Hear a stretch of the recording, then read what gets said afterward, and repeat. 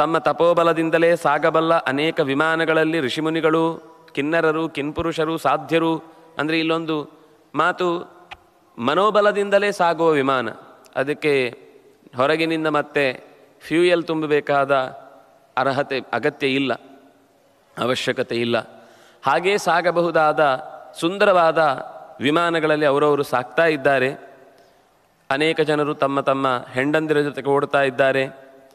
ದೇವತೆಗಳು, ದಾನವರು ಪರಸ್ಪರ ತಮ್ಮ ತಮ್ಮ ಸಂತೋಷವನ್ನು ಅನುಭವಿಸ್ತಾ ಇದ್ದಾರೆ.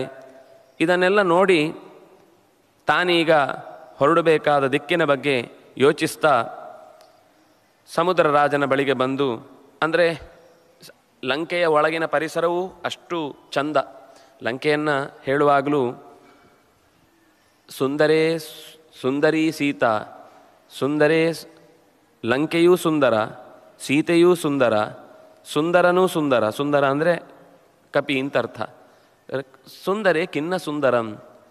ಸುಂದರ ಕಾಂಡದಲ್ಲಿ ಸುಂದರ ಅಲ್ಲದ ವಸ್ತು ಏನಿದೆ? ಸುಂದರಿ ಲಂಕೆ ಅತ್ಯಂತ ಚಂದದ ಊರು. ನೋಡಿದಲ್ಲಿ ಕಣ್ಣು ಹಾಯಿಸಿದಲ್ಲೆಲ್ಲ ಬರೀ ಬಂಗಾರದ ಮಾಡುಗಳೇ, ಕಲಶಗಳೇ ಕಾಣಿಸ್ತಾ ಇದ್ವು ಅಂತ, ಅಷ್ಟು ಸಿರಿವಂತಿಕೆಯಿಂದ ತುಂಬಿದ ಊರು. ಈಗ ನೋಡುವ ಲಂಕೆ ಒಂದು ಪುಟ್ಟ ದ್ವೀಪ ಅಷ್ಟೇ ಅಲ್ಲ, ಅದು ಕಾಣದ, ಮನುಷ್ಯರಿಗೆ ಗಮ್ಯವಲ್ಲದ, ರಾಕ್ಷಸರು ಮಾತ್ರ ಹೋಗಬಹುದಾದ, ಮನುಷ್ಯರಿಗೆ ಅಲ್ಲಿ ಪ್ರವೇಶ ಇಲ್ಲ ಅನ್ನೋದು ಸ್ಪಷ್ಟವಾಗಿ ಮಾತು ಬರುತ್ತೆ.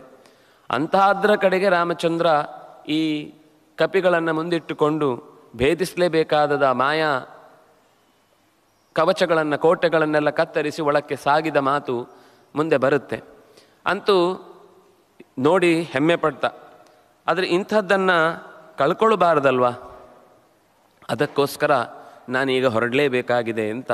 ಇಷ್ಟು ವೈಭವವನ್ನು ನಾನು ಉಳಿಸ್ಕೊಳ್ಬೇಕು ಅಂದರೆ ಈಗ ನಾನು ಹೋಗಿ ಮಾಡಬೇಕಾದ ಕಾರ್ಯ ಅನಿವಾರ್ಯ ಆಗಿದೆ ಅಂತ